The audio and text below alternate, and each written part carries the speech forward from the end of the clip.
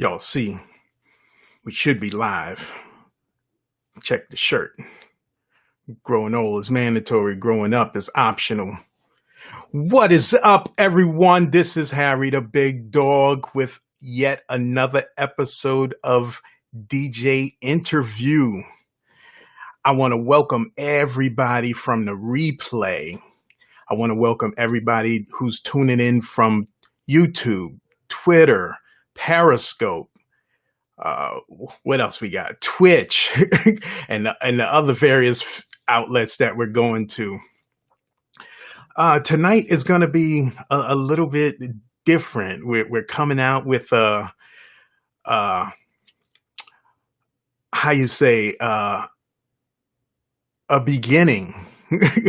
Let's just say that, a beginning, and I'll keep it a little mystery so you guys can engage.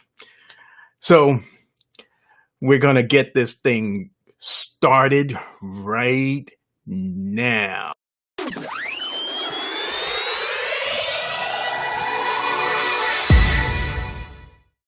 Woo-wee. All right, so let me bring in my guest. He's representing Long Island, New York, pretty much representing a whole city. Let me just bring him in because we got some good stuff going on for you. Ladies and gentlemen, children of all ages, MD, what's going on? What's going down? How's everything? What's going on, everybody? What's the word? And be in the building, you know how I go. In the building. So, how's everything out there? Doing all right, man. We're surviving, making new ways, you know how I go. Always trying to find new platforms, new ways to help everyone elevate. Roger that. You know? And that's what we gonna talk about. It's been pretty cool outside. Aside from all the hot days we've been having, is it like that up there in New York? Yeah, it's terrible. No, I like it. It could stay 70. Here's the deal. It went through a very hot spell, but now it's cooling down. You feel fall setting in, so I don't think it's very nice right now. Actually, you want to really be honest with you, it's not blazing nasty anymore. So I don't think we're done yet. I know. This weather changes with the weather. Without question. So, let's get this thing started. Tell everybody your government name if you want to. All right, y'all want to know that? Your DJ name and how you got started in this game. All right, government name, Doug Brinson. Started with the name MD, Melody, which is tatted on the arm right here. If you see Melody, but it shortened down to MD. For DJing. Started very young. Grew up with it from ground up. You go through different phases, different things, and which makes you who you are today. So, like I said, I'm savoir faire like everywhere, and I got something in store for you right now. So, you ready to hear what's going on? I'm ready to start putting you on. For all DJs who has become producers, which myself, we'll get into that. This is going to be something that's very informative.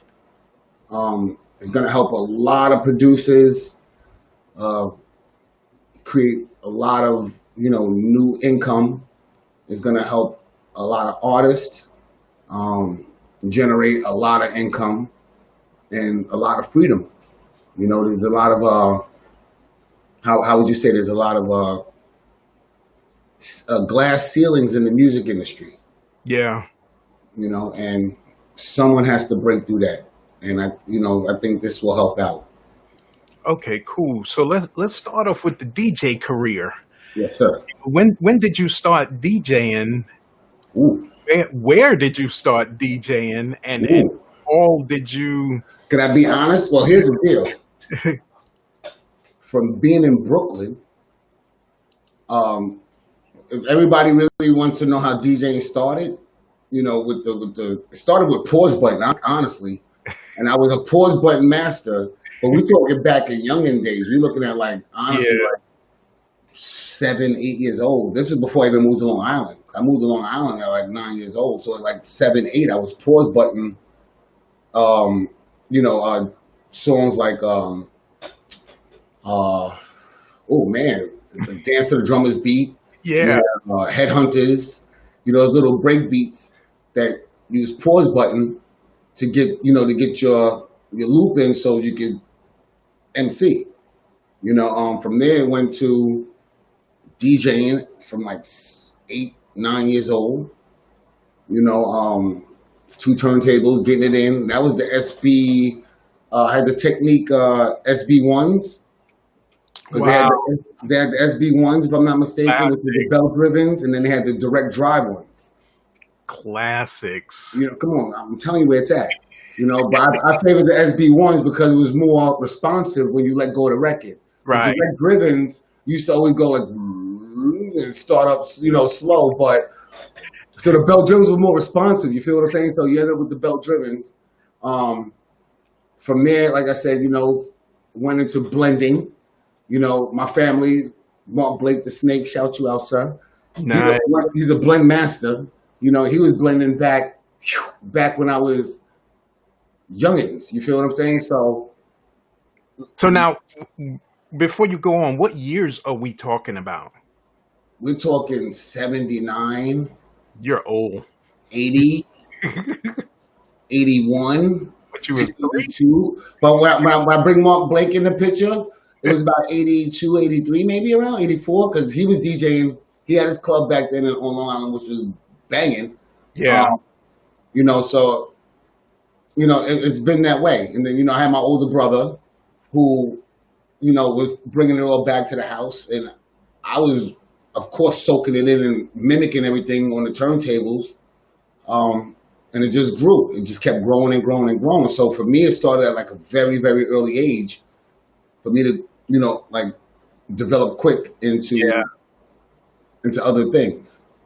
DJ Woody Wood checking in. He's saying that the SP1s would take off faster than his Dodge. I'm telling you. Come on. Don't play with me, bro. I'm telling you.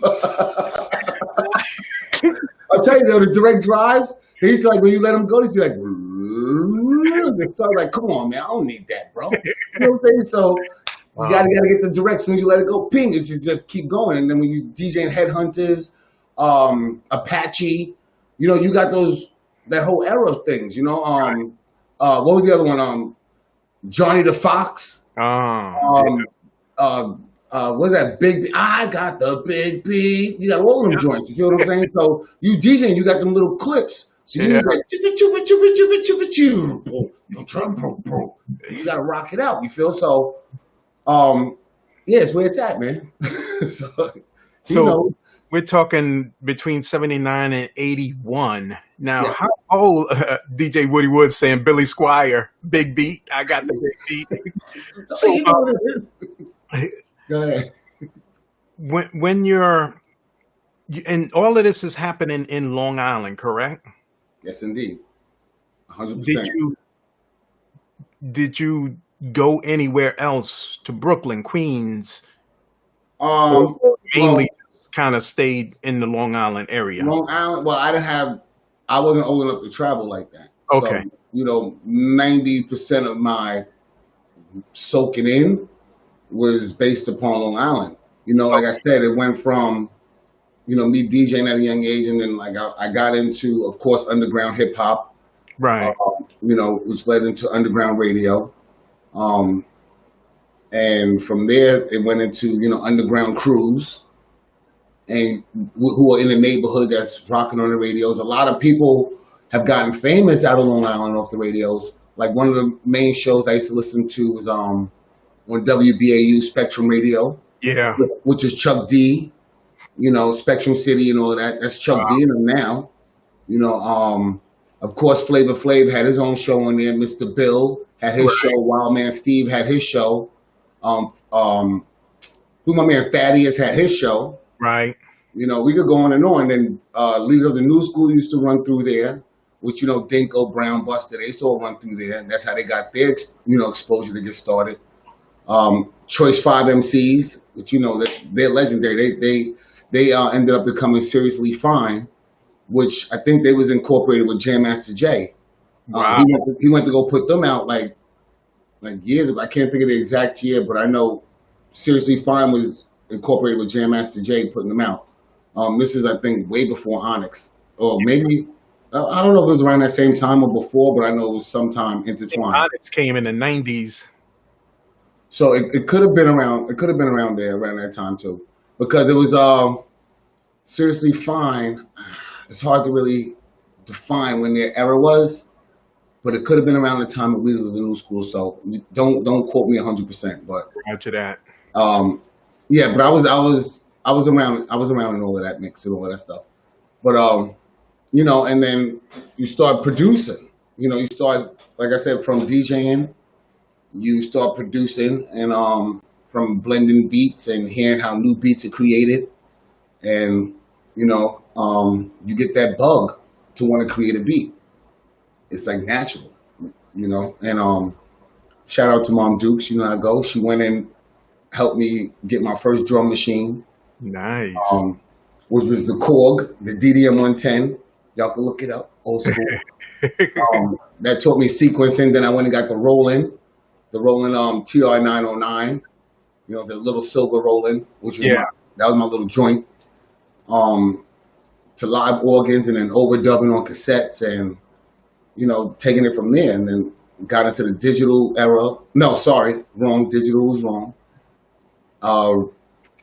Really went to reel to reels, you know, and graduated to 2-inch tape, you know, and then from there, digital knocked out everything, because you're in the studio with your 2-inch tapes, but then you see the dude, you know, you're paying $100-something an hour for looks of a studio with a board that's $1 million board, Right. but the dude is on a little computer. You know, he's on a little computer editing, you know, and y'all, you know, you're paying all these hundreds and hundreds of dollars an hour, and he's on a little computer. So the key is not on that, you know, the answer's not on that board, it's in that computer. You know, Right. so if I can see what he got in that computer, it's done. Yeah. Basically what happened, you know, it went in that fashion. And then from there, independent, you know, but it's a crazy rat race out there, you know, and of course, you know, like I said, I have my accolades. I did my production with Flip Mode, Busta Rhymes, and I have association with a lot of other producers who are on multi-platinum producers and who created eras of music. Yeah. Everybody who tunes in is gonna know. I know. We're gonna tell all of that. Right. I'm not. Not yet. Not yet. No. When So, you were DJing, did you know all of these people, or did you meet them after you started producing? yeah. It kind of, you know, you walk in the same crowd. You know what I'm saying? So, some of the beats that I made, like on a professional level, that was exposed, they didn't know I made them.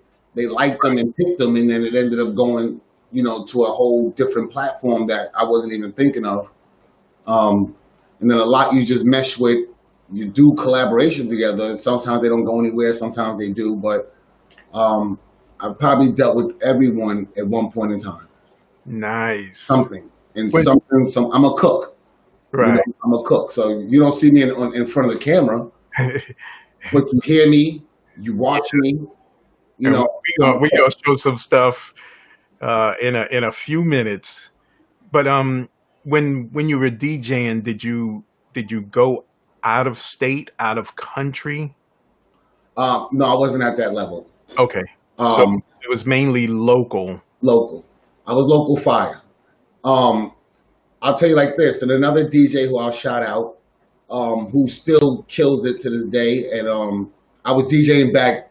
Well, this is back in high school, Right. DJ Johnny Juice, who he DJs. He's with Public Enemy, Chuck D. If you look up Chuck D, you'll see Johnny Juice right next to him. Okay. Sweet. We was DJing together in high school. I think he's in the Music Hall of Fame now, with Chuck and everybody. Yeah. We was DJing back in high school together. We used to DJ. I used to DJ parties at the Legion, and he used to DJ parties at the Legion as well. And you know, he kept going.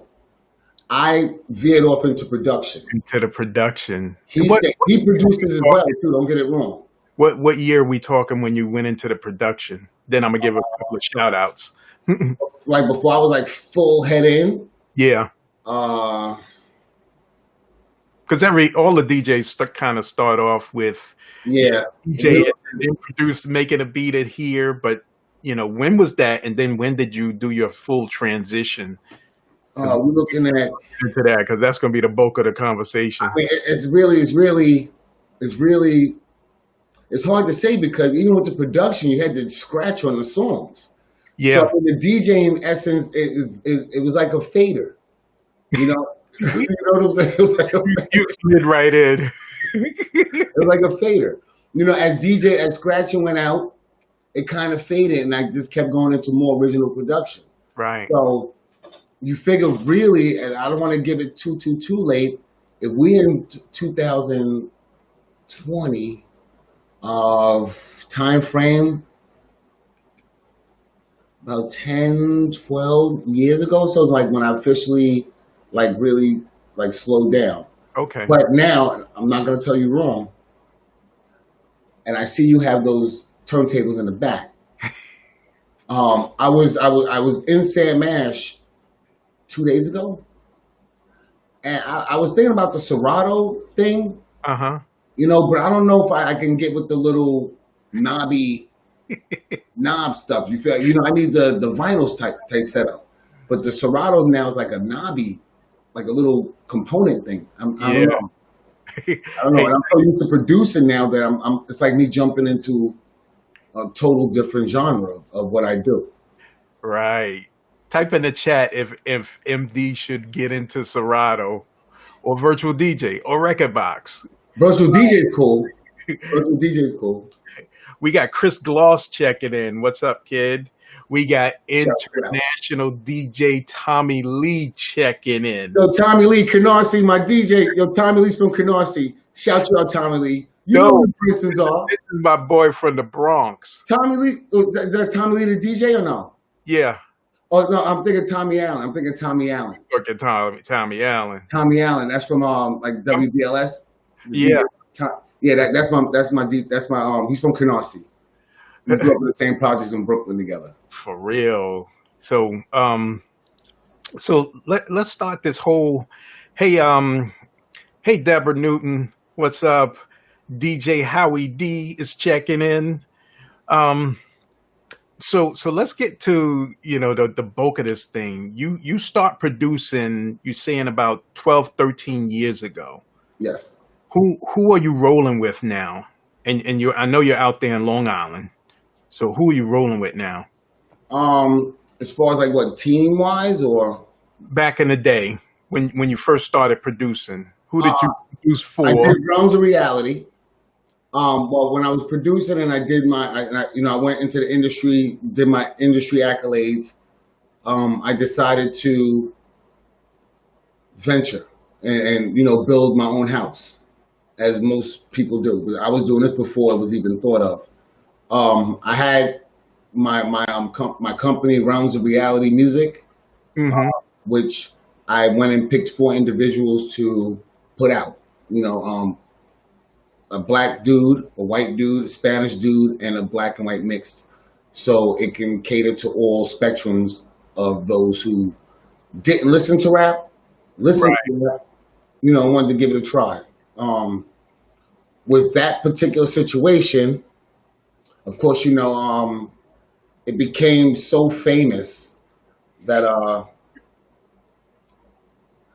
I started a whole era, in a sense, that I didn't really get the proper accolades for.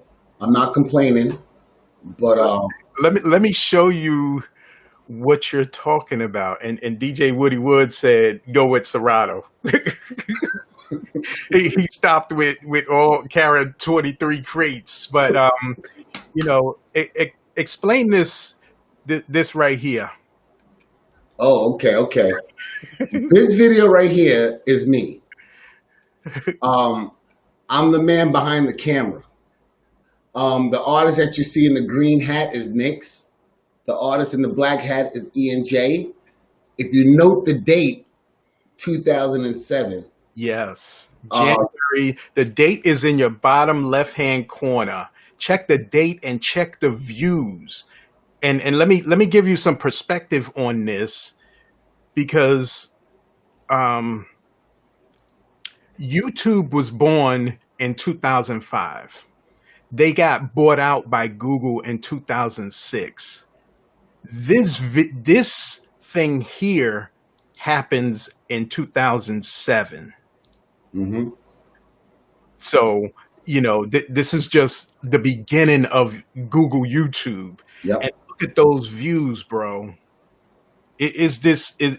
Can we officially say this was one of the first videos to go viral? It is. So in fact that on TV, on the top viral internet videos, that one's number 4. Wow. On TV, it's like, you know how they say, the top viral internet video, da, da, da, da. That Uh-huh. video.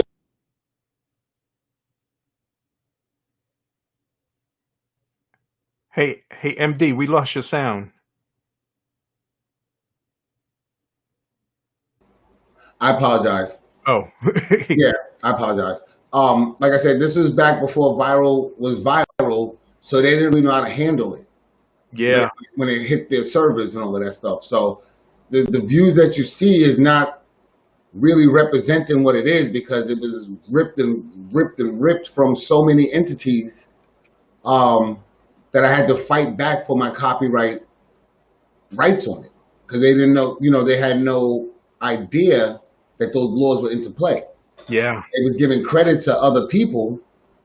Like, I don't know who it was, but I'm not gonna name names, but it was a lot of famous people, Yeah. famous radio stations, a lot of famous things that ripped the video and was trying to steal the credit from me. And you talk about this is 2007. Yeah. Nobody is even thinking about doing videos, and yeah, let me show this again. Yeah, you got this thing up here, and as I was doing some research on this, that I'm styling on you, that thing went crazy. That saying went crazy. And oh, you mad? Oh, you mad? Oh, And you style. mad? Yeah. Both of them. If you break it in half, both of those are terms that are still used to this day. Oh, you mad, bro? That's all from that all stemmed from that video. Yo, and then I know it's a whole. We'll talk about that whole story back, with the video another time. But All right.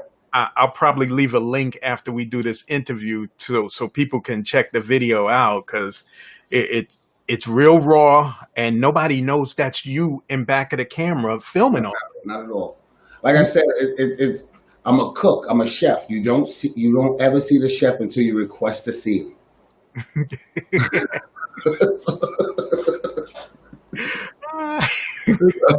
That's it. Other than that, like I said, the savoir faire.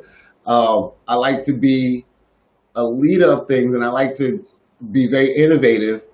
The problem is, sometimes I'm so far ahead that it doesn't catch, because nobody knows where I'm at with it.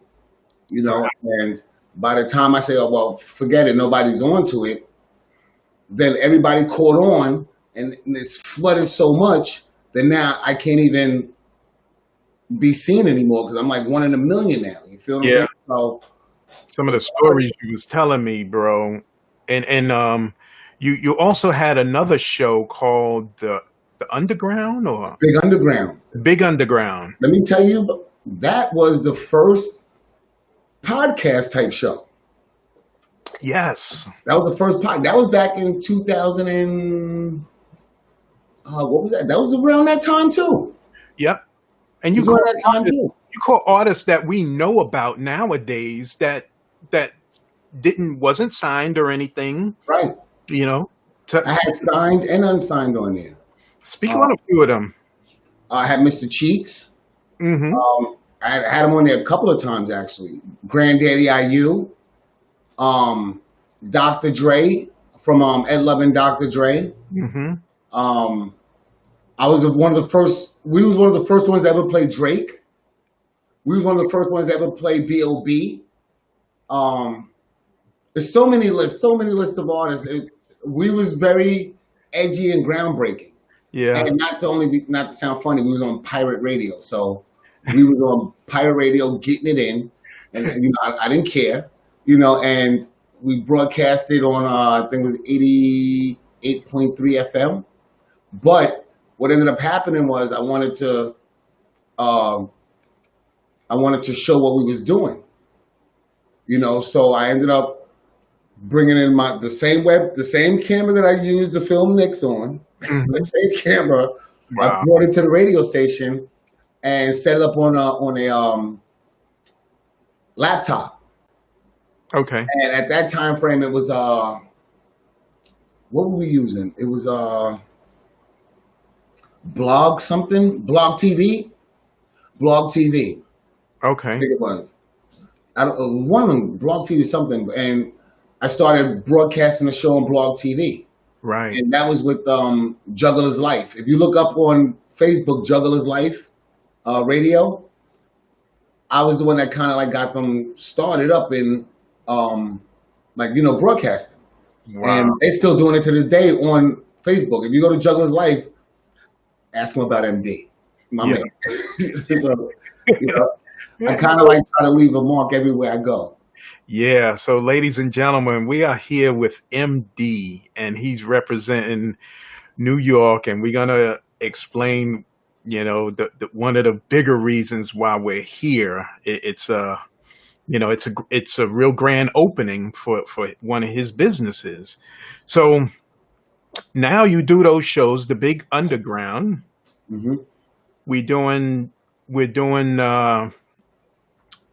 What was the other show you just said? Big Underground. I have which one with the the video? Said you got somebody started Right. doing Well, it. Okay. with the Big Underground, like I said, we play a lot of underground artists. I was Big Truck, who's out now. Big Truck is running out right now. He's an underground artist. That's my dude. I like Big Truck. He's real rugged with it. Is it Blog Talk Radio you was on? No, it was Okay. it had to have been like Blog TV. I don't even know if it exists anymore. It was sorry, Ustream. Oh, you was on Ustream. Ustream. Bingo. But this is when it first started. Like Ustream was so small.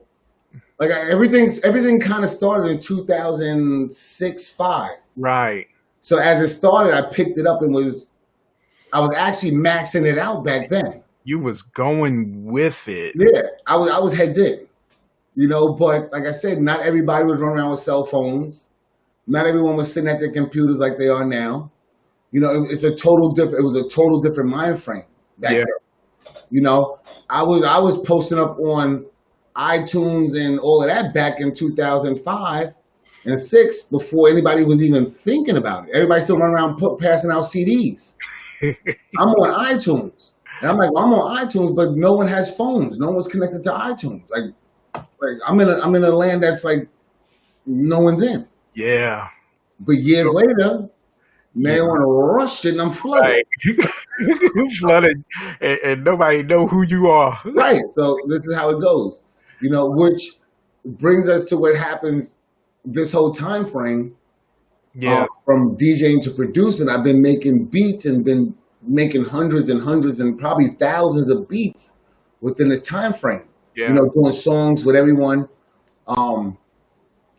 And me being a producer, you transition into recording, and you start taking on artists. You Right. start developing artists and, trying to put them out there as projects to see what sticks and what doesn't. Mm-hmm. Um, as time goes on, we have another transition. I have to say it has to be like every 5 years. It's like a new transition that goes on. YouTube starts, putting out beats. People start putting beats on YouTube. Yeah. So now people who are aspiring artists who want to test their skills because they rhyme with the people that they hear on the radio. So if they rhyming at that level and they start feeling themselves out and meshing themselves and developing themselves, they start searching for beats to try to, jump in the game as well. If he can do it, so can I. Right. Because that's everyone's mind frame. That's my mind frame. So they go to YouTube, start looking for these beats. They find something that is their beat. They love it. It meshes with them. They make a song with it. Most people would rip the beat off of YouTube. Some people, if they are legitimate, either way you want to go, you would click the description link and it will bring you to a website and you would purchase the beat, whether it be an exclusive or a lease from the producer. Right. And this has been going on now probably 5 years or so. It's been going on, and I would actually say longer than that because we could bring it back to Trinidad James if you really want to get technical, and that's more than 5 years. When he made that song "Gold Everything," Right. like if you notice, he bought a beat off the internet. It was like a lease beat.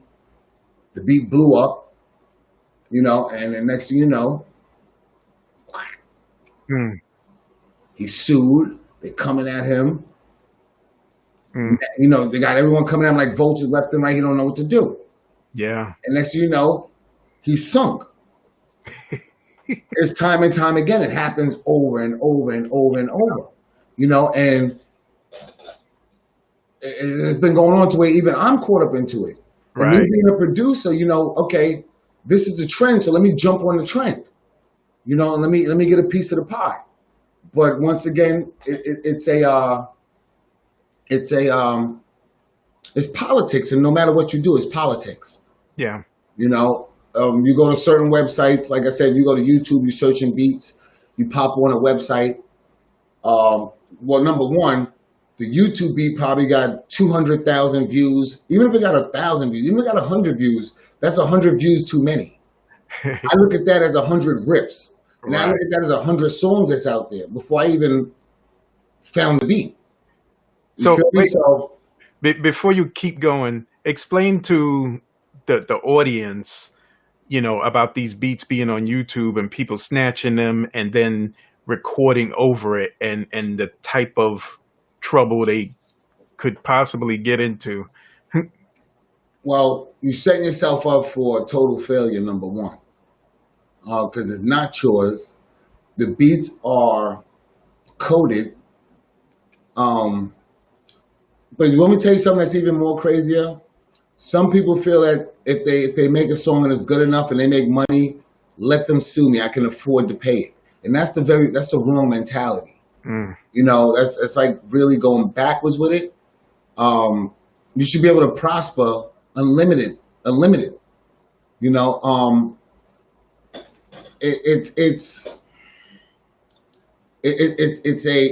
a bait. It's a bait game. Yeah. They put these beats out there. They want you to own it. They want you to feel like you own it. They want you to do your best on it, so they can come and get that money. And the more people they have on the same beat, the better their chances of getting the money off that beat. So I think it's exploitation in the wrong fashion on both parts. If you want to really technically look at it, because on the producer's part, he's losing. Because it looks good that you got, let's say, 100 people buying your beat. It looks good. But then let's say somebody does break on the beat. Now you got to sue that person. So the money's in waiting. You're not getting that money instantly.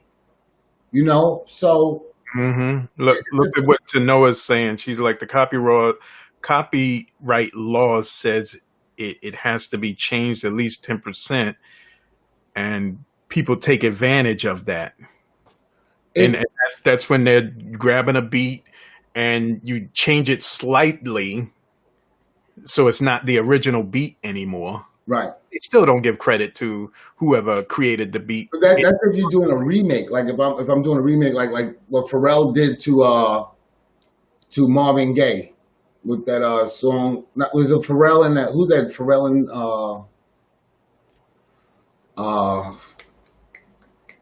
Somebody type in the chat. Help us out. right, Pharrell and that dude, the actor's son. I can't think of his name, but the actor's son.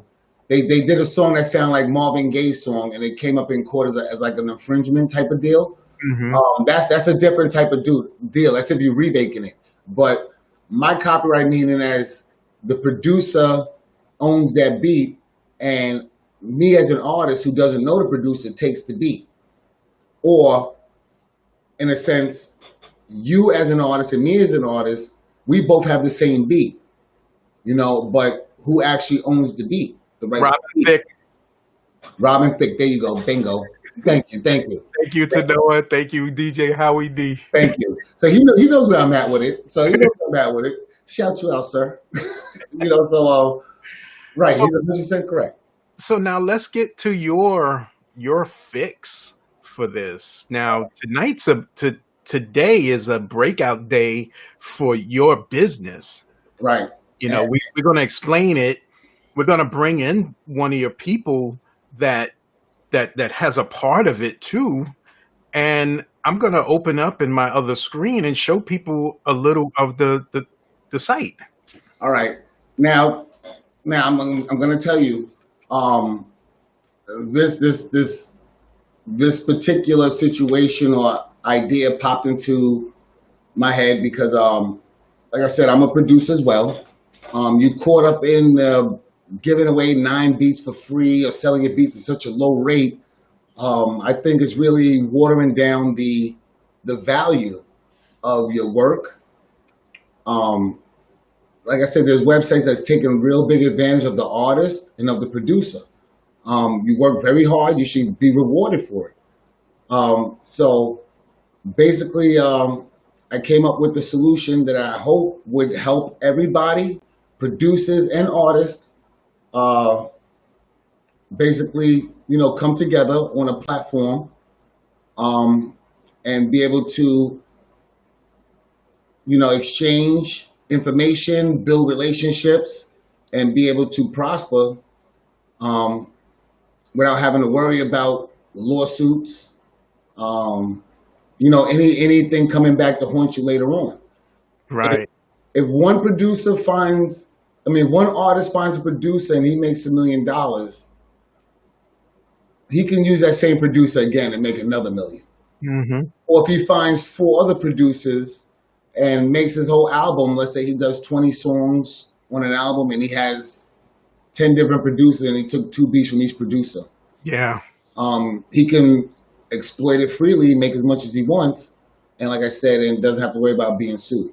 Right. And that's the important part. And the reason why, we're here right now is because a lot of DJs are producers and they have beats that are just sitting around doing absolutely nothing.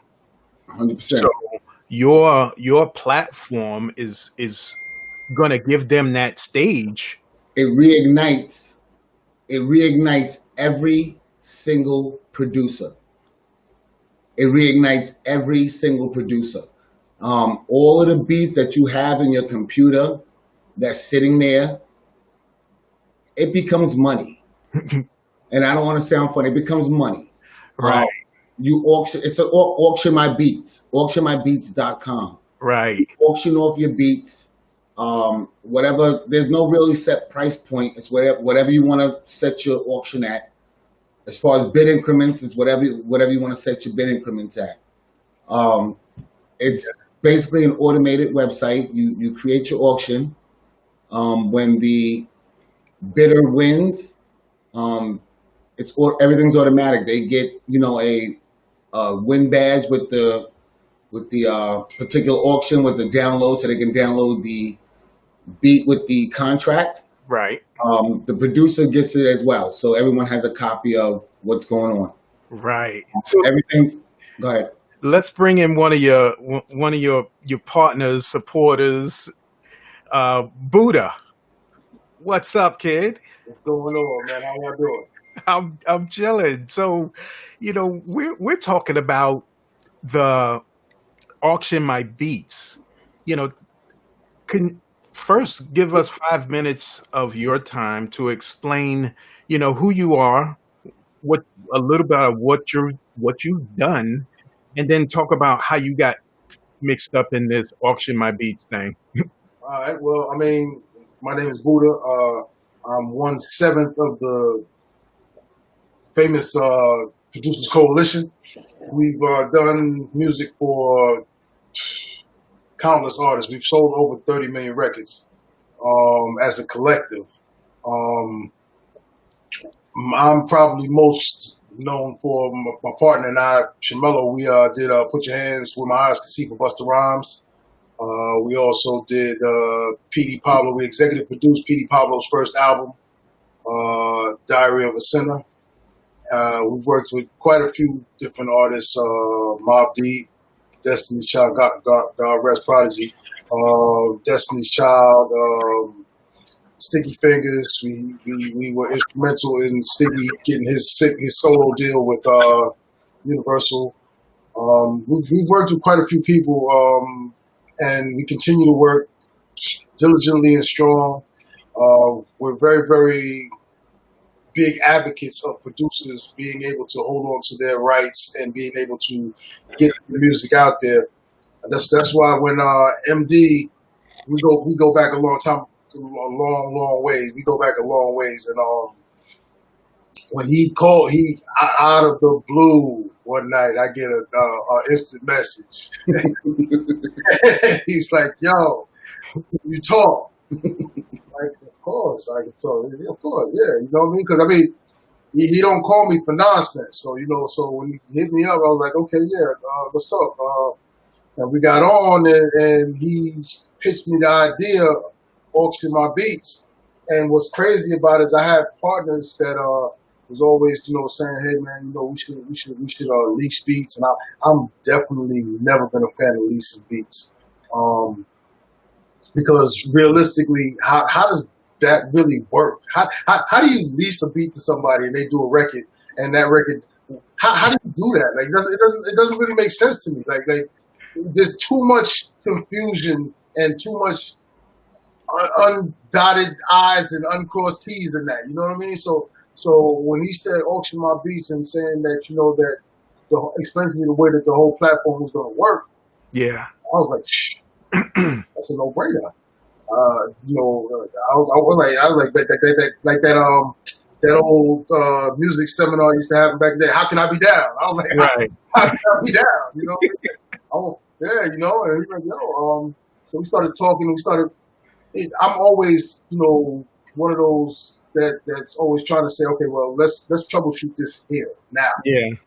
Let's see if there's any bugs, anything that can go wrong. And we sat there and we went back and forth. Well, it was probably about an hour or two that night. Easily. Just back and forth, this could work. Well, what are you going to do if this happens? What are you going to do if that happens? You know what I mean? And we got to the point where it was like, you know what? This is something real. This is something that, to me, this is somebody, this is Steve Jobs coming to me with, say, I got this thing called Apple. Want to be down? Yeah, you know what I mean? I was like, okay, you know what I mean? Like this is like, Tesla coming saying, hey, look, I'm doing this electric car thing. What do you think about it? You know what I mean? It's one of those things that needs to be done, should be done, should have been done a long time ago. And I was just like, okay, I'm with it, and he does, and like I said, he doesn't come to me with nonsense. So nonsense. Let me bring in one of your other partners, DJ Shuttle. Whoa! What's going on? You hear us? Another salute, my G. DJ interview. What's shaking, man? Part of my lateness, man. That traffic from Brooklyn to Long Island is something that you don't even want to experience. This time of the day. That's why I moved out of New York. I'm in Virginia. Yeah. VA, it's a whole different vibe out there. Newport News. Oh, You yep, know what I that's mean? where I am. Well, I'm a Hamptonian. You know what I mean? So I could, Okay, we yeah. got to talk because we got to get you on. I'm here today on behalf of Auction My Beat. So I'm just happy to be here with my brothers, MD and Buddha, who's like not even like, but Buddha I consider a mentor and a big brother that we just got so many years in history together with music, friendship, family. So to be able to work on a project with him and with MD coming up with something great, I'm just happy to play my small part in the puzzle. Hey, Man, by the way, the fantasy football league, man, you got what's up? You ain't clock in. You need to clock in. We'll talk about that later. But go ahead. Yeah. So, Sunday morning, 9 a.m. draft or Saturday morning. 10 a.m. You gonna be there early. That's all right. Yeah, better than late. I was late last time. that is funny. So, how did they pull you into this, DJ Shuttle? Well, it wasn't really too much of a pull. Like Buddha was just mentioning, this is the type of technology that's needed. Like me, I currently work with a lot of independent artists, and I come across producers by the dozen, and there's always this delicate dance of the relationship between artists and producers, and with so much of a do-it-yourself market these days for artists, they really have to be able to be kind of like led in a way that's setting them up for success, and Right. as well as the producers. So when MD came to me with it and explained to me what it was, I already had an idea. I'm familiar with some other sites where people log in and buy beats, and I understood what the need was. So it was very easy for me to understand where it could fit into the market. And then he just said, listen, you have a lot of great relationships with people that are out there. I want you to help kind of just be a voice and let the people know what's happening with it. So that was an easy thing for me. I got a lot of sales background. I DJ. I'm always talking with people. So it didn't require me to do the hard work that Buddha and MD does. It just required me to do what I do, which is just talking and sharing with people. We gave Buddha his 5 minutes to explain him. Very modest. Very, very modest. DJ Shuttle, give us 5 minutes and tell us your background. People you've worked with, people Chinese restaurants you've been to. Oh man. Wow. I guess the condensed version is, in my prior life before being a DJ, I was a rap artist. But before being a rap artist, my first love was actually DJing. So I was a rap artist. I was being mentored with a brother that's on this call, Buddha. He was one of the guys that listened to my music, told me what he liked, what he didn't like, came to our shows and supported us. And this is all like at the height of his success as a producer. So, so from that, it led us to being signed. My rap group, The Matrix, we were signed with Tommy Boy. We were on the Lyricist Lounge tour. Yeah, I performed with Eminem, with Eve, Black Star, De La Soul. We had a record that came out with them. And, long story short, we left the label. And, this was years ago when 30 was old for a rapper. So I started looking at myself like, I got to do something different. I said, well, DJing is cool because you don't got the red tape of the music business. You got a little jaded with the industry. And I could use my skills with, crowd interaction and use that as my core skill as a DJ. And and so basically since like 2001, I started DJing. After a couple of years, started going a little harder with it and started doing mixtapes, radio, internet radio. I've DJed for artists like Fred the Godson, rest in peace to my brother, Mr. Cheeks, Prodigy, rest in peace to my brother, Stally from MMG, I've DJed for, and I've done a host of mixtapes and and a bunch of other stuff. Wow, that was the condensed version. And yeah, that's the I guess some of the highlights. All right, so we're here now. This Auction My Beats. Where do you guys see this going?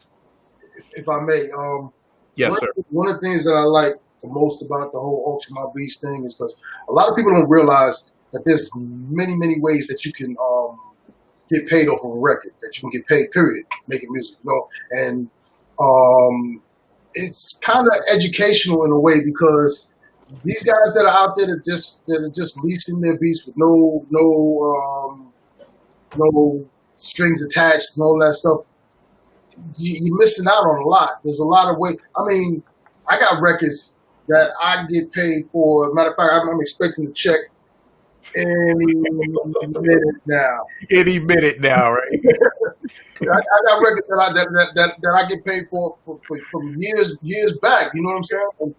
And I mean, you cannot discount that revenue. You know what I'm saying? Right. That's something that people need to make sure that they hang on to. People are too happy to have a song on the radio or in rotation somewhere on SoundCloud, but not reaping the benefits from it. I mean, before when people were actually buying records, you would get money based on that. Now it's people don't have to buy your record. It's just the amount of streams. So the amount of times your stuff plays, the more money you make. And if you have a social media presence, now you get people that want to actually follow you. It's all about the whole marketing thing. That's what you do, Harry. You know what I'm saying?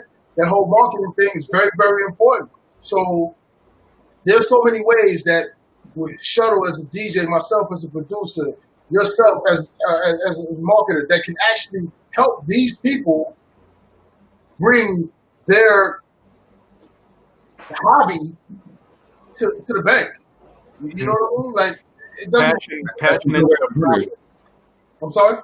Passion into a profit. Yeah, 100%. 100%. You know what I mean? Like, if you, a lot of people think that they call themselves working producers, right? But the reality is the government sees it as if you don't make a profit in 3 years, it's a hobby. Right. So it's not a job, it's a hobby. So the thing is, man, like, why not turn that hobby into an actual job? Nobody, like, look at what's going on right now with this whole coronavirus thing, this whole COVID thing, right? You need to diversify your hustle and make it corona-proof, right? The best way to do it is you don't even have to go do a meeting now. You don't even have to hire a manager at this particular point with Auction My Beats. You know what I mean? You just have to understand how to manage your beats, how to manage your money. Like, it's so simple, but it's so difficult for so many people. So, Harry, one of the things that I loved about it is if you're a guy that made beats, let's say you start making beats 10 years ago, Right. But you got a whole catalog of beats. Maybe you didn't get them picked up by any artist or TV Right. show or movie or whatever, but you just got your catalog of beats that are just sitting there with dust on them, and they've never been used. Old to you, but new to the world. You Right. understand what I'm saying? And to me, I think this is a great opportunity to level the playing field and target those type of beat makers and producers as well, because now, you know what? Hey man, listen, register on the site. It won't cost you a dime. Load up your tracks and make some money with the skill and the talent that maybe years ago it was so much red tape and you couldn't make those connections and those links. Now here, because we got the World Wide Web to be connected so easily, let's use the resources that we couldn't benefit from years ago and use the talent and the creativity that that you like. And now that old nostalgic sound is also something that people are looking for. Yeah. You've already done it. You got it right. You got it right in your ass. 12 years ago, you done it. You got it on your DAT tape. You know what I mean? Load that piece up. Reel to reel. And yeah, you got it on your reel, 2-inch reel. Whoa. And get paid while you sleep. Yes. Right. Residual income. Yeah, man. I have a question for the three of you guys, since we're on this. You Buddha, you mentioned that the more times your record get played, the more you get paid. What do you guys think about this streaming thing? Because I don't think you get paid when somebody comes on YouTube, Facebook, or Instagram and plays Well, songs. here's the deal. I think it's all set up to have you chasing a carrot. Mm-hmm. You know, the only ones who's making money off of it really is YouTube and SoundCloud. The only ones who are really making money. Everyone else is chasing for the fictitious fame, if you want to say. You could get 1 million plays, you only make like a couple of bucks. What do they pay you guys? Not you guys. What do they pay? Like 0.001 cent per play or something? Well, YouTube and all of them, they don't pay. If they're playing other people's music, they don't monetize it.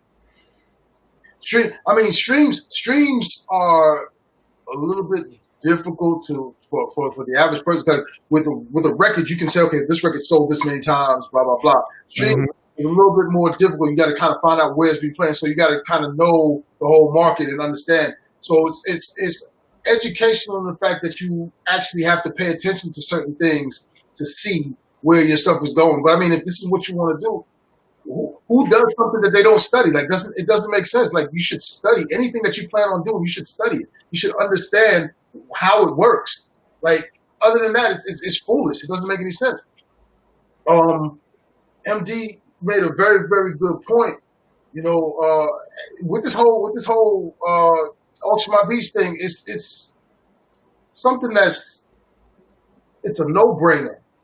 It's something that everybody should have. Everybody should be able to use. If you got old stuff, new stuff, whatever, like, I mean, what is it going to kill you to put it up there? And if nobody buys it, nobody buys it. If somebody buys it, somebody buys it. But it's there. It can actually make money. It's the equivalent of offer up or let go. So no, I'm being dead serious. Like, these are apps. People have stuff in their house all day that they think is trash. One man's trash, another man's treasure. You know, and they do nothing with it.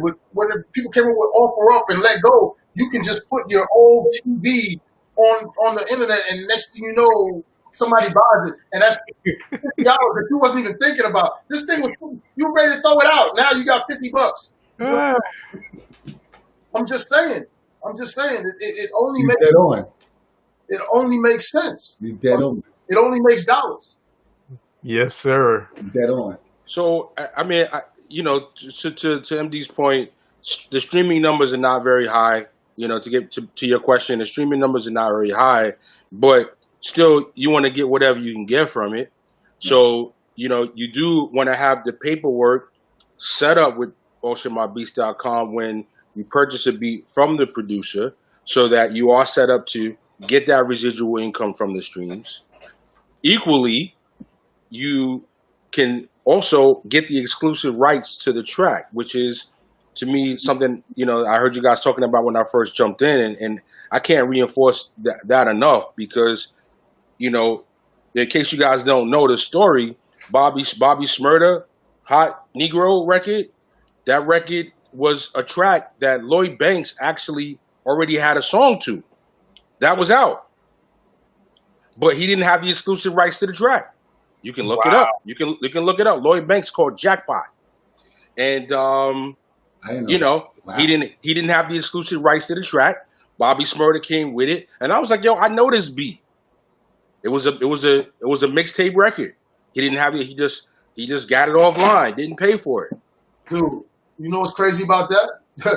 I got a song that I recorded with a guy a long time ago, and the beat to it. Once, if I play you that record right now, you'd be like, "Yo, that's 50 Cent Disco Inferno."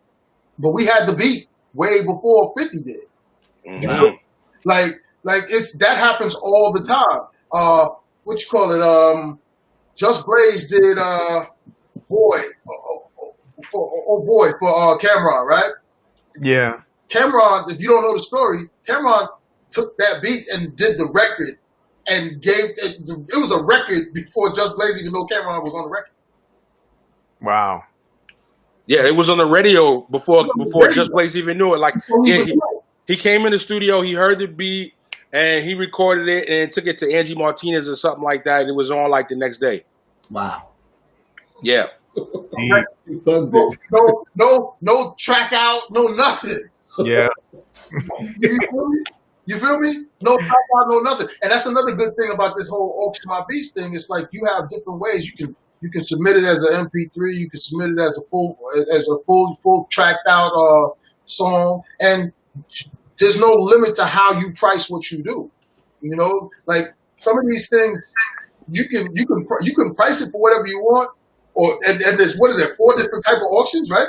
Yes. So with those different types of auctions, there's so many different ways you can actually choose to put your beat out there. So it's like, I don't know, man. Like, what are you waiting for? Like the whole basis is, once again, is to connect artists and producers. You know, regenerate all producers' inventory. You know, artists will have a whole array. They can go through a whole plethora of things. Right now, like I said, it's brand new. So, you know, it's fresh. So as producers get in there, I would say jump in there as soon as you can. So this way you can start selling your stuff and start making money. You can do 20 auctions if you want. You can do 10 auctions, whatever you feel. There's really no price point set. And you know, whatever you feel your beats are worth, start it out at that rate. And you know what I love, man. You know what I love about the site, right? Is that, you know, as a person that went through getting signed to a record label, them not agreeing to put the record out that I liked, and this, that, and the third, like, it just eliminates all the red tape. If you just started making beats today, Harry, you make beats? No, I'm a former DJ. You start making beats tonight. You throw your beat up tonight. Your first beat. Nobody's gonna tell you your beat's whack. Nobody's gonna tell you your beat's trash. Nobody's gonna tell you anything. You control your destiny, you know. And if you feel like, yo, this beat is worth $400, you put it up for $400, and you know what? You might get it. And there's nobody here to judge you, to tell you what you should do, what you shouldn't do.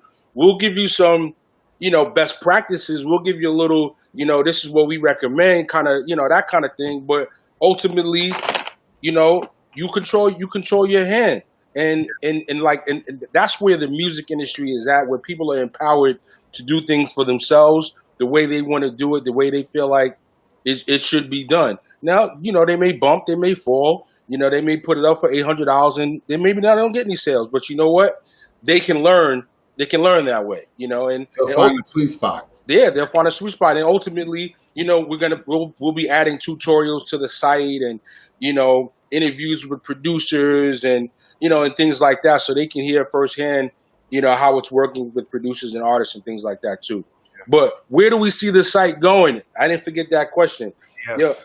5 years, you know, 5 years, I got it in my heart that we should be the premier go-to site for artists and producers to you know, find that marriage, as well as, you know, incorporate some of the social media aspects and the ability to promote and TuneCore and all those facets, so it could be like a one-stop shop. You come here for this, oh wow, I can get that over there too.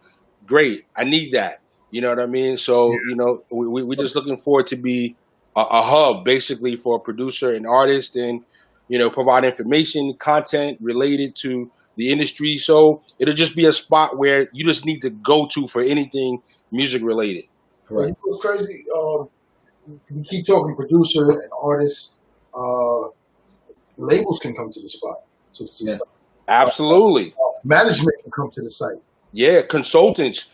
You got a deal where you've been hired out to find the music for a TV show, for a movie. That was the next thing I want to say. You don't know anybody personally, so you come here and, you know, boom, there'll be a section and you see what you need, this type of energy, this kind of theme and vibe, and, you know, you search through it, and you don't have to be an artist. Like Buddha said, he's 100% right. I got a guy that's been asking me for songs for this movie for the last couple of weeks or whatever, and I've been kind of putting them off because I really want him to go through this channel and see that, you know what I'm saying? Because there it is where, you know, because to be completely honest with you, as a producer, I'm not sending out to 100 beats to these people all the time. And man, I'm Getting too old for that. not even about the age. It's just I don't have the time to do that. You know what I'm saying? Like, realistically, I don't have the time to sit there and you, because people say they know what they want, but they have no idea what they want. So rather than me sit there and send you 5 to 10 beats, and then you sit there and say, "Well, I was thinking something more along the." How about you sit in front of the computer and figure out what you want? It's really Control your destiny. so Do your it. Do it at your leisure. Ride the train into work and auctionmybeats.com and find out what you're looking for. Roger that. You know, you can do it at 2:00 in the morning. 5 a.m. on your jog. You can listen to the tracks. And to Buddha's point, some creatives like to make the music, but they don't really want to do the administrative work of the emails and the follow up. And so this kind of makes it a little easier for them to be creative, load it up, walk away. You know what I mean? Somebody makes a bid, someone makes the bid, and they want the track. Great, they get the alert. I get the alert, and they get the track that they put the bid in for. So. It also eliminates some of the hemming and hawing and the back and forth. Listen, you hear the beat, it's smoke. If you want it, this is the price. Put it down, because if you don't, somebody else is going to grab it, and that's a risk. That's a risk you'll have to take. Right. Well, the craziest thing is when people start bidding on a beat that you thought you were going to get for right. Right, and you realize, well, you know what? This is smoke. I've been sitting there listening to this, thinking I'm going to win this auction, and somebody just top my bid. I already wrote a verse to this thing. Now I gotta go over and add some more gas. Gotta wait there. Let me add this note. The site is impenetrable. You can't right click on it. You can't rip nothing from it. You can't pull nothing from the site. So everything's 100% secured. There's no way no one's getting anything off that site. Nice. Now, I got two things. Yeah. For everybody who don't know, today is the grand opening day. Right. That's what makes this episode so special. It's the grand opening of Auction My Beats. It started, 12:01 a.m.? Yeah, it started 12:01. I'm not going to tell you wrong. I've been a little bit silent. I've actually been waiting for this interview to really start, taking it in. Because and the second thing is, like DJ Shuttle was saying, there's no judging on anything. You could find 2 million people that think it's the wackest song. There is 7 billion people on this planet. All you looking for is one. Well, all you're looking for is one person that's gonna take that beat and say, "I love this." You know what's funny? And I'm sure every producer will agree with this.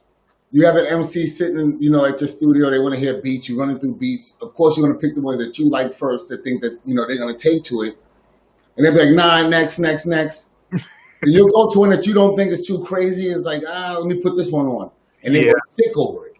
Yeah. And you like this one. You like this one? You're like, yeah, yo. And but once they take it and they start rhyming to it, and you see what they hear, they bring you into it. So sure. Can't judge. That's why I got judge for yourself. You can't judge. Right. Tanoa's saying she loves this. Well, thank you so much. But this is crazy. I think it's gonna be the. DJ Shuttle said 5 years. I'm thinking more 2.5. Well, here's the reality. Before it goes, producers have to wake up. Yeah, because they're being abused. The artist is being abused, and they have to wake up. They actually been trained wrong. There's a question, someone wants to know. Is there a way to bypass the auction and pay for it, like eBay? No, and I'll explain to you why. It turns it into a different category which is e-commerce, and this is auctions. This is an auction. Yeah, also, If it was a buyout price, it turns into a total different genre of like web categories. So and you know, from the producer's perspective, being able to get what you can is, you know, is a great model. Is a great model too. Yeah. I mean, this is the reality of it. I honestly believe that at first you're going to have to probably price yourself at a rate where, you know, you get people to take interest in what you're doing. And if this is what you do, this is the thing. People can't be afraid to get. You got to give something to get something, right? You can't be afraid to put something out there at a reasonable price, knowing that you're talented and people are going to want more.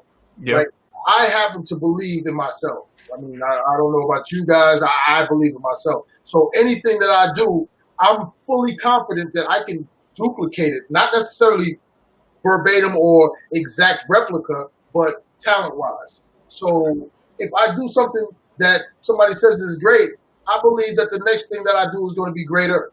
You know? So I'm not afraid to put something out there and say, well, okay, well, I'm selling this one for $500 or $400 now. But when things start popping off and people start, you create that value in yourself, then you can allow your price to rise. You might have to start off at 200 or 100. It really depends on what it is you actually feel the need to get yourself going. If you can pump out beats like water, man, start out as simple as you possibly can just to get people to feel you. right. Look at this. Look at this. Tanoa is saying she don't believe that this doesn't exist already.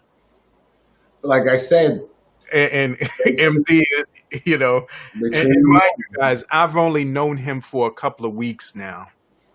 And some of the stuff that he's been telling me, you know, I had the question. I'm letting you know now, but I did my research. And everything you told me, I seen for myself. So I have no reason not to believe you from going forward now. And now you're trusted, Buddha, you're trusted DJ Shuttle because of him. And I just met you guys, about an hour ago? solid. You've known about us through some of the things that we've done in the past. Yeah, I've known you guys forever, but, you know, actually meeting now. You're meeting the cooks. Yeah. It's for real. One thing that I appreciate with these two gentlemen that are on the screen, along with myself, is that they are listeners. You know what I'm saying? So, like, you know, it's one thing to be a general, to be a chief, to be a leader, but you also have to be able to listen and be able to take constructive criticism and be able to take that and work with it. I don't know if you can see, but on my board back there, I got SWOT. I don't know if any of you guys know what SWOT is, but SWOT stands for Strengths, Weaknesses, Opportunities, and Threats. I run that regularly with every business that I involve myself in. What are the strengths of the business? What are the weaknesses of the business? What opportunities does that business have to succeed? What threatens the failure of this business? You know, very, very important to be able to do these things. And I like I said, I run it with everything. This is business 101. You take any business class, they should show you that. If you're taking a business class and they didn't show you that, get your money back. Straight up. No, I'm dead serious. I know you are dead serious, because this is what me and my boys, Chris Gloss, he put in a comment. You know, he's one of my marketing partners, and he put in a comment, is there a VIP membership to have private auctions? And I do believe that's one of the options. You can have private auction in there. You don't have to have a standard private auction. You have a standard private auction where the highest bidder wins. You can have a blind auction where same concept, but you don't see the bid history. Then you have a victory auction, which is straight private auction. Like it's like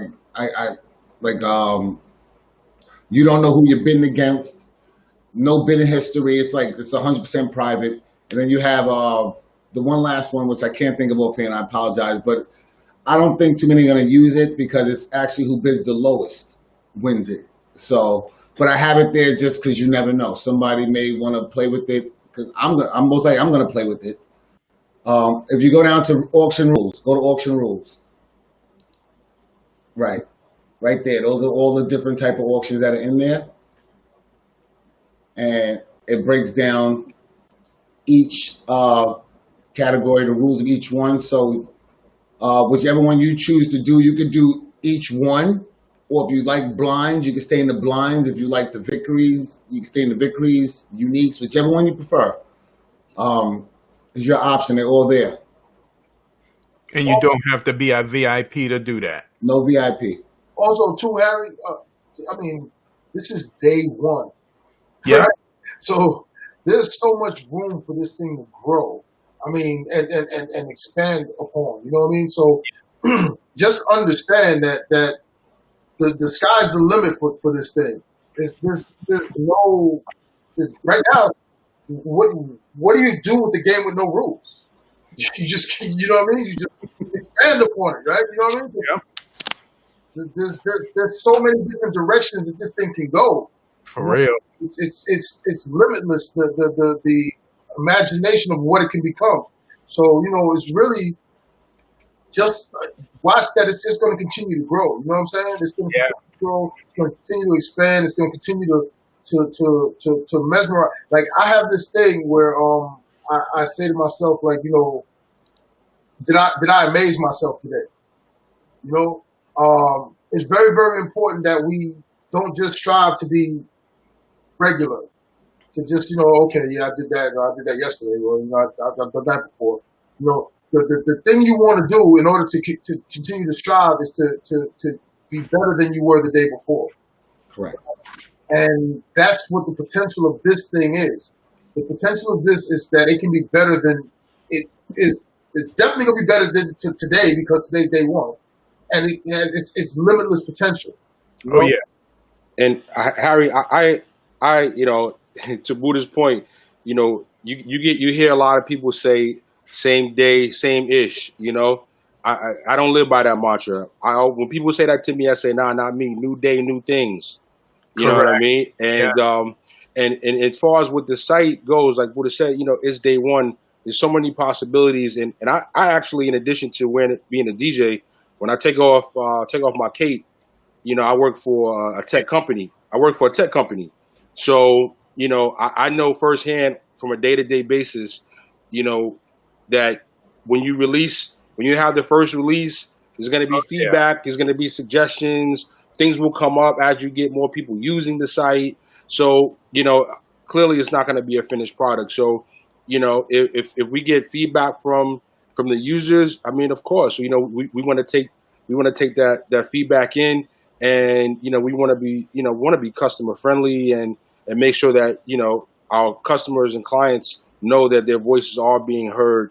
That's kind of what I do and I specialize in is hearing the voice of our clients and at the tech company and making sure that their feedback can be implemented if and when possible. Roger that. That is very good to know. Man, I appreciate you guys. What I would like to do if you guys are up for it is to come back in a few months and let's track some progress. Let's see where it's going, what's improved, how you guys are marketing. Hey. Put it out there. Heavy. I got it on air now. Hey, there we go, Harry. I see you. But I'm definitely just happy to be here for day one. And when you're kicking something off the ground, the thing you're never gonna forget is who was there when you started. So This is day one, and we're here with you, Harry. So I can tell you from I won't speak for anybody else, but I'll just say myself for sure. I won't forget that. I won't forget you because there's nothing like the first day. Like this is like the first day of school. Yeah. You know what I mean? You remember who you met, what you was wearing, and and the whole swag and everything associated with it. So, I guess on behalf of the rest of the guys, we appreciate you being here for the kickoff, and circling back in 2 or 3 months is a no brainer. I think we'd be happy to do that, and and let you know where we're at. Thank All you. right. Thank you.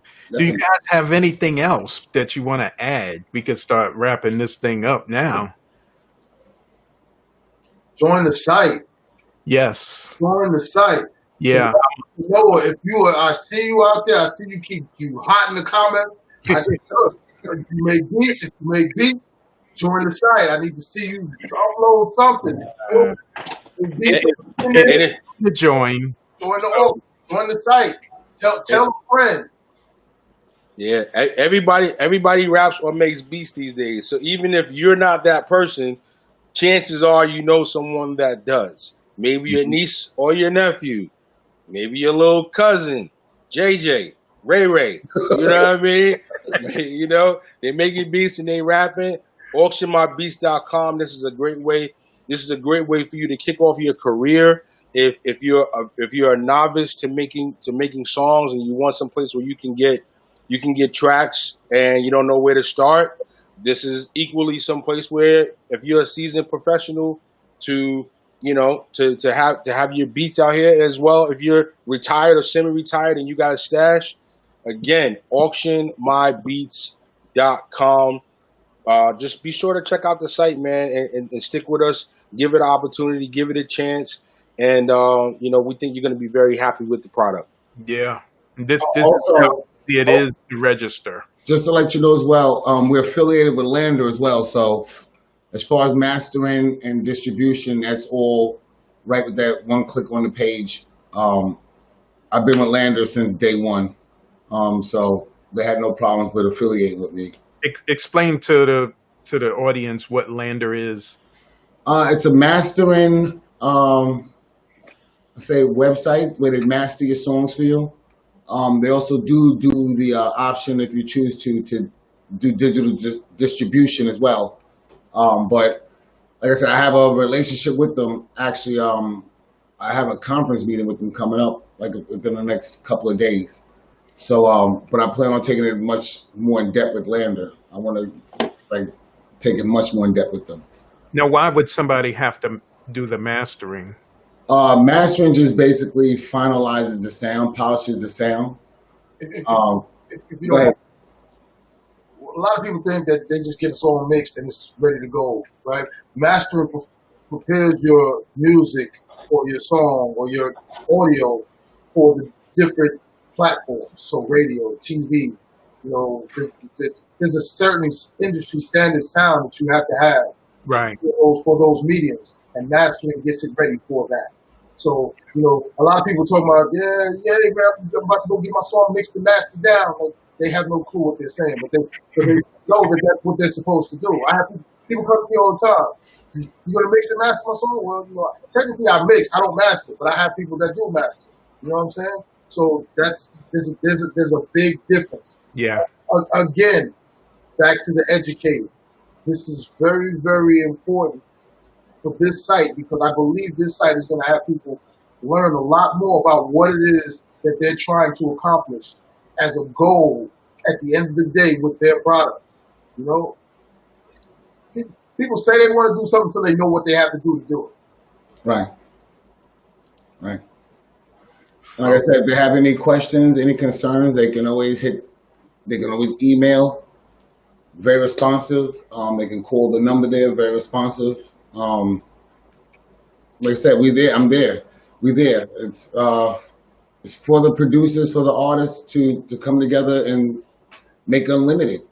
If you have 1,000 producers and 1,000 artists making songs, it becomes too much for the industry to handle. So it actually reverses the game.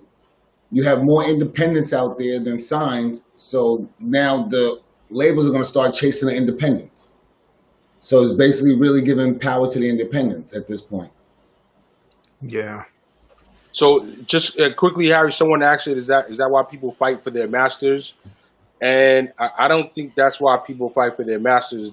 You fight for your masters because that's the ownership of your music. That's the product. That's the money right there. That's The, the ma- dream. the mastering and a master are two different things. Right, right. The mastering that we were talking about is making sure you have the master quality level mix of your music ready to be heard, displayed, and aired on radio, et cetera, et cetera. Owning your masters is actually owning the rights to the music, so that you record the song today, and 20 years from now they decide, oh, that song you made should be in this movie that grosses 3 million, and owning the rights to the masters of that song will allow you to get that residual income that we spoke about earlier. So two totally different things: master your songs and owning the master rights to the song. Right. That's why I want you guys to break this down, because a lot of the audience, they're just regular people. That's why I keep going back to education. Yes. It's very important to learn about and know about what it is you're doing. Mastering is a process. A master is an actual product. It's a thing. That's what people have to. In order to use your song, if somebody samples your song, they have to come see you for the usage of the master. Right. Now, there's real quick. There's another thing they can do called an interpolation by playing it over. That's something totally different. But they still have to pay a fee for that too. But it's not the usage of the master. A lot of tricks of the trade, and only from experience and getting jerked and certain things is when you learn. So that's another thing that'll never happen as well. You won't hear somebody else on your beat. so yeah, and that's important, and now, speaking on that, do they have permission to lease the beat to somebody since they brought it already? No, it's to them. It's to them. Okay, If a company did it, like let's say a label bought it and gave it to their artist, they have rights to do that. But I can't buy it and then lease it to Shuttle. right. I can't. Like, it doesn't work that way. The producer still has his rights to the music. Gotcha. So you can't double sign over somebody else's rights. Right.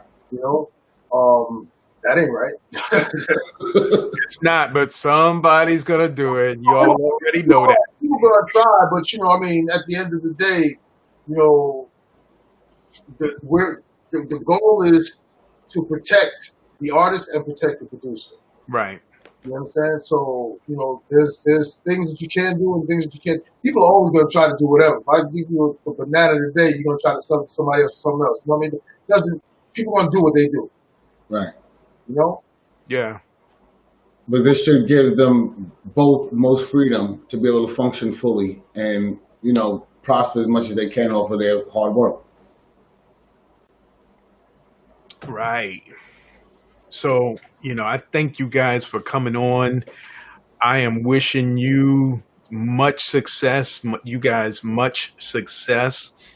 We will come back in a few months and pick this up and see where it's at. We'll talk offline too about, how to get this out to all the producers, all the DJs who are producers, Right. all the producers, like you said, who retired. We're on the hotline. I see you got the hotline back there. Yeah, that's the backbone right there. Y'all can call me on it anytime. I see you got the hotline back there.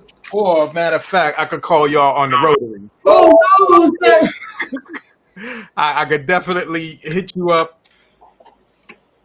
So it might take you a while to call us, but Yeah.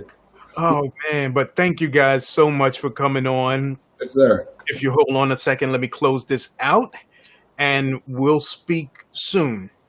Yes, sir. Thank you, fellas. AuctionMyBeats.com. We'll see you there.